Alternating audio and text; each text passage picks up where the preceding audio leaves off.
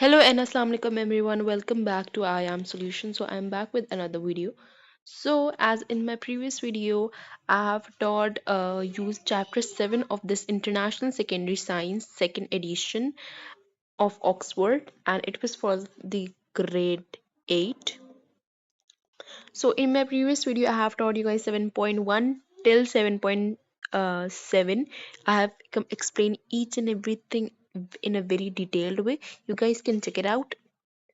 So let's start making salts from acid and metals. अभी आप जो इसको चीजें चीजें दिख रही हैं आपको, जो मैं आपको जूम करके दिखा रही हूँ, कुछ क्रिस्टल्स टाइप शेप लग रही है।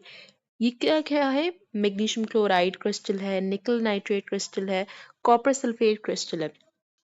अब ये जो चीजें हैं ना, अब आपके क्रिस्टल आपके घर में भी है, वो उसे हम कहते हैं शुगर। ठीक है, वो भी एक क्रिस्टल है। बेसिकली ये जो क्रिस्टल्स होते हैं ना, उन्हें हम सॉल्ट्स कहते हैं। बेसिकली सॉल्ट होता है क्या? A salt is a compound made when a metal ion replace the hydrogen ion in an acid. Basically होता ये है कि जब एक मेटल आयन यानी एक पॉजिटिव या पे एक नेगेटिव चार्ज देके क्या करेगा, सिर्फ किसके साथ रिप्लेस हो जाएगा? हाइड्रोजन आयन का। हाइड्रोजन भी कहाँ हो? एसिड में हो। ये बात समझ आ रही है? Most salts are neutral. बहुत सारे सॉल्ट्स जो हैं वो न्यूट्रल होते हैं। If they dissolve in water the solution has a pH of 7। Neutral का मैंने ऐसे पहले भी बताया था कि जिनका पीएच 7 होता है वो मोस्टली न्यूट्रल होते हैं। Now let's see this thinking and working scientifically. अब यहाँ पे एक सॉल्ट बन रहा है जिसमें सीमा जो है ना मैग्नीशियम और हाइड्रोक्लोरिक के साथ रिएक्ट करा के ना मैग्नीशियम क्लोराइड एक सॉल्ट बना रही है। ये देखो कैसे बना हुआ है। मैग्नीशियम एक मेटल है। मैग्नीशियम क्या है? एक मेटल है। और हाइड्रोक्लोरिक एसिड क्या है? एक एसिड है, और जो कि एक्वस फॉर्म में। मैग्नीशियम और मैग्नीशियम और हाइड्रोक्लोरिक एसिड जब रिएक्ट करेंगे तो क्या होगा कि ना मैग्नीशियम क्लोराइड बन जाएगा। और मैग्नीशियम क्लोराइड बन जाएगा, ये देखो, मैग्नीशियम और Cl यानी मैग्नीशियम क्लोराइड बन गया, और इसका जो हाइड्रोजन है ना, ये रहा। ठीक है, एसिड में हाइड्रोजन ऑलरेडी प्रेजेंट होता है, तो हमारे क्या सॉल्ट बने? Magnesium chloride. I hope you guys got it कि इक्वेशंस कैसे बन रही हैं। ठीक है,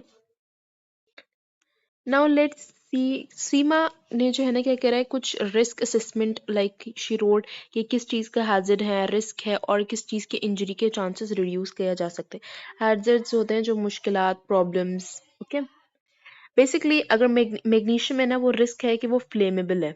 ठीक है, और इसके इंजरी की चांस कैसे कम हो सकते हैं कि keep magnesium away from the flames. Dilute hydrochloric acid magnesium chloride solution corrosive होते हैं, डैमेज आइज एंड स्किन, जो खराब कर देते हैं। और इनको कैसे करके रिड्यूस कर जाए इस डैमेज को? Do not touch, wear eye protection. Hydrogen gas जो है ना, वो मिक्सचर विद एयर, एक्सप्लोसिव है। Use small quantities of reactant to make only small quantity of hydrogen. क्योंकि एक तो ये है कि हाइड्रोजन जो है ना, अगर आपके सराउंडिंग में कहीं भी आग होगी ना, तो हाइड्रोजन बहुत ना फ्लेमेबल भी है, यानी जल्दी आग पकड़ लेती है। मैंने पिछले चैप्टर्स में भी बताया था। Hot equipment and solution burn हो सकता है। Wait to cool before touching. Breaking operators, cuts लग सकते हैं। Wear eye protection again. ये सारे जो है ना, बेसिकली दीज आर लाइक के what is the way to use science lab equipments. ठीक है, now here is a chemical reaction. Basically क्या हुआ, सीमा ने एक 25 centimetre cube of hydrochloric acid लिया। उसने क्या करा, उसको मेजरिंग सिलेंडर से मेजर किया। उसने बीकर इसने ले लिया क्योंकि बीकर जो है ना, उस पर एक्यूरेट नहीं आता, मेजरिंग सिलेंडर में एक्यूरेट आता है। जो बीकर होता है ना, उस पर क्या होता है, पॉइंट्स का फर्क आ जाता है, यानी 29.5 इस तरीके से। वे एज जो मेजरिंग सिलेंडर होता है ना, उसमें ऐसा नहीं होता। ठीक है, उसमें होता है 0.5666 एस लाइक दिस, इसमें ऐसा नहीं होता। नेक्स्ट, उसी मैंने क्या करे, फिर मैग्नीशियम एसिड, मैग्नीशियम लिया और उसको एसिड में डाल दिया, और फिर जैसे ही डाला ना, फौरन हाइड्रोजन के बबल्स नजर आने शुरू हो गए। फिर क्या हुआ कि ना, जब हाइड्रोजन के बबल्स कम हो गए ना, इसका मतलब है कि मैग्नीशियम ने कंप्लीटली रिएक्ट नहीं, मैग्नीशियम ने रिएक्ट कर दिया। सीमा ने क्या करा, मैग्नीशियम की थोड़े बहुत और पीसेस डाले जब तक एसिड जो है वो रिएक्ट करना बंद हो गया, विच मीन्स कि एसिड ने कंप्लीटली रिएक्ट कर दिया। सारे हाइड्रोजन्स के बबल्स जो है वो गायब हो गए। ठीक है, अब जो क्या करना है, मैग्नीशियम क्लोराइड को जो है ना, मैग्नीशियम क्लोराइड को सेपरेट करना है मिक्सचर से। तो दो तरीके की चीजें हैं, एक है मैग्नीशियम क्लोराइड सोल्यूशन, एक है सॉलिड मैग्नीशियम। सबसे पहले क्या करेगी, वो फिल्ट्रेशन करेगी। फिल्ट्रेशन के लिए उसने क्या यूज किया है, कॉनिकल फ्लास्क यूज किया है, ठीक है, इसको कॉनिकल फ्लास्क कहते हैं।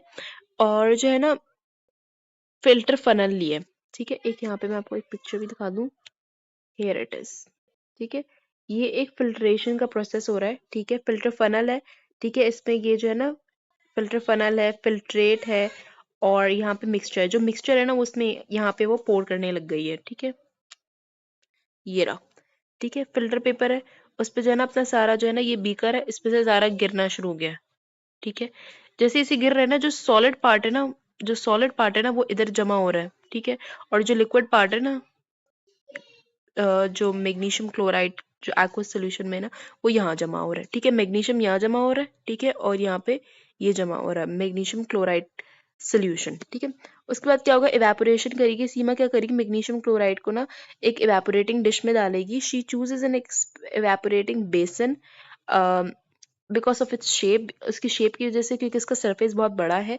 एक यहाँ पे मैं आपको पिक्चर भी दिखा दूं, इवेपोरेटिंग डिश जो है वो ऐसे होती है लैब में, ठीक है, इस तरीके के इवेपोरेटिंग, यानी देखो सरफेस कितना बड़ा है, ठीक है, इसे इवेपोरेटिंग डिश भी कह सकते हैं और इवेपोरेटिंग बेसन भी कह सकते हैं। फिर क्या करना है, सीमा ने उसको हीट किया, ठीक है, उस सोल्यूशन को ओवर वाटर बाथ, उसने वाटर बाथ दी, ठीक है, और जो लोग बेकिंग करते हैं, जो लोग कुकिंग को थोड़ी बहुत थोड़ी सी ज़्यादा नॉलेज है, कि वाटर बाथ भी दी जा सकती है जब, और else it is the way, इस तरीके से भी जो है ना हीट किया जा सकता है, यानी एक बंसन बर्नर लिया है, ठीक है, उसके अलावा यहाँ पे ये एक ट्राइपॉड और whatever you want to say, evaporating dish है, ठीक है, इसको स्टैंड कह दो, इवेपोरेटिंग डिश है, बेसन और यहाँ पे पानी है, और वो जो लिक्विड जितना भी था ना वो सारा जो है ना इवेपोरेट हो रहा है। यहाँ पे जो है ना हमारा क्या है, मैग्नीशियम क्लोराइड का सोल्यूशन है, ठीक है, इसमें उन्होंने वाटर बाथ से किया है। फिर इसके बाद क्रिस्टलाइजेशन, क्रिस्टलाइजेशन उसने कैसे की, सीमा ने क्या करा, इवेपोरेटिंग बेसन को ना कूल होने दिया, जैसे ही वो जैसे जैसे कूल होता है ना, फिर ना क्रिस्टल्स फॉर्म होने, यानी एक सॉल्ट फॉर्म होना शुरू हो गया मैग्नीशियम क्लोराइड का, ठीक है। I hope you guys got it. Now let's start 7.1. It's a very easy and a short chapter. So yeah. अब ये जो पिक्चर है ना, it's about it's a place lake Qinkai, Qinkai, whatever you want to pronounce. It's place in China. ठीक है, अब यहाँ पे ना इन चीज़ों को साइड करते हुए एक चीज़ मैं आपको बता दूं कि यहाँ पे ना एक salt is a compound made when metal ion replace the hydrogen ion in acid, जिसको ये फ्रीज हो गया है, ठीक है। सेकेंडली यहाँ पे ना दो तरीके के आपके पास हमेशा रिएक्टेंट होंगे, hydrochloric acid, sulphate, sulphuric acid और नाइट्रिक एसिड, बिकॉज क्योंकि आपको ना क्या करना, जब भी आप सॉल्ट बनाते हो ना तो क्या होना चाहिए, एक मेटल आयन होना चाहिए और एक हाइड्रोजन आयन होना चाहिए, जो भी एसिड में हो, हाइड्रोजन भी एसिड में हो। अभी देखो हाइड्रोक्लोरिक एसिड में यहाँ देखो एच हाइड्रोजन, यहाँ दो हाइड्रोजन है इसके पास, यहाँ एक हाइड्रोजन है, ठीक है, तो ये आपके पास हमेशा तीन रिएक्टेंट्स हुआ करेंगे, ठीक है। The most important thing to learn now, oh here it is, zinc sulphate. अब यहाँ पे ना जिंक सल्फेट बनाया जा रहा है, ठीक है, अब जिंक सल्फेट बना रहे हैं ना, तो ये है कि जिंक सल्फेट के लिए सबसे पहले तो हमें एसिड चाहिए होगा, ठीक है, एसिड चाहिए होगा और मेटल चाहिए होगा। तो एसिड तो हमने ले लिया, सल्फ्यूरिक एसिड ले लिया, ठीक है, और जो है ना जो मेटल है ना वो हमने लिया, जिंक ले लिया, जिंक ऑक्साइड ले लिया और जिंक कार्बोनेट ले लिया। जब इनको रिएक्ट करा तो जिंक सल्फेट बन गया, जिंक, ठीक है, और फिर hydrogen, water, carbon dioxide, water, ठीक है, यानी सेवरल चीजें प्रोड्यूस हो गई, यानी आपको एक चीज निकालने के लिए बहुत सारे तरीके हैं, बहुत सारे रिएक्शंस हैं, ठीक है।